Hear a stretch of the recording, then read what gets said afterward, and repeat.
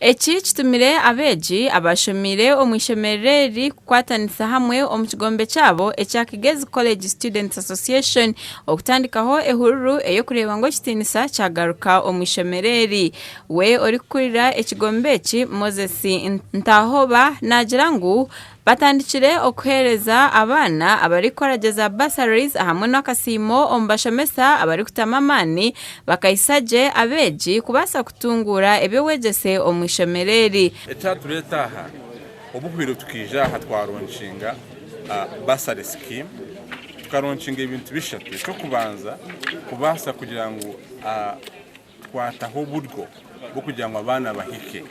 Ekyakabiri kubaasa kuhwera abegyesa kugira ngu bagire engoga y'okubaasa kushomesa n'amaani ningashi motivation. Ekyakashatu kugira ngu tuhikirire gavumenti ebaase kuhundura ebyombeko bya Butobere habwokuba ebingi bikombekwa mu bwire bw'abajungu.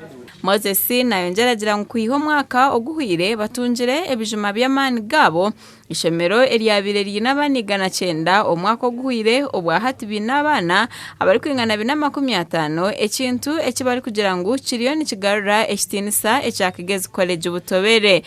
This year the school has close to 500 because there are 490 something students, and that is a remarkable improvement from 190 to 490 students is a very great achievement. Bitu mukuru w'ishemereri twine Joseph Muganga nagira ngu habireho empinduka y'amaani kwiha omwaka oguhwire kushanga ngu bine abaana bingiho okukira emyaka eyenyuma kandi ngunangwa n'emico y'abaana hati eriyo nehinduka. The discipline of students is now very exemplary, very supportive. The students' leadership is doing very well. We have very supportive teachers who are very patient in spite of the challenges.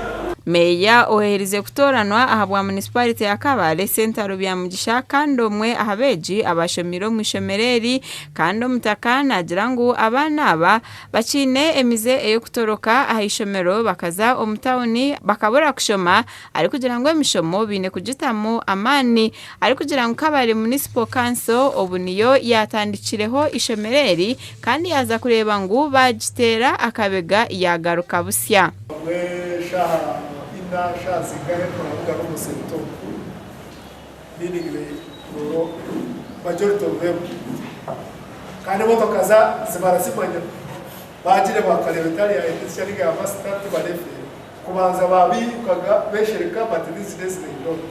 We Talemwa Koreb omweji wa senior ya 5 ahamwe na Manya Keith wa senior yo kubanza bamwe ahabeegi abatungire basare bagizere ngo bahurira bashemerirwe ngo kandi bija gukora n'amaani okureba ngo baguma bine basarezi obo bari kushoma kandi babase kusinga abeegi abandi. I feel very happy and I feel very motivated by the senior alumni, and I will work hard. I will make sure that I maintain this sponsorship because it even motivates the parents. The parent loves you even more. So I will make sure that I maintain it and I perform very well and I also become a great person like our always. I will make sure that I always read books every time. I wake up for winter and I always go in prep. I don't miss lessons every day. Kigezi College Butobere rikatanuko mu mwaka ogwa 2005 ombwire bw'abajungu CC Bowman niwe yabire mukuru w'ishemereri wo kubanza kandi hati ishemereri n'emyaka eri kwingana 5 na 9. Amakuru aga gasha kwa uzi atusasire omuri Kabale.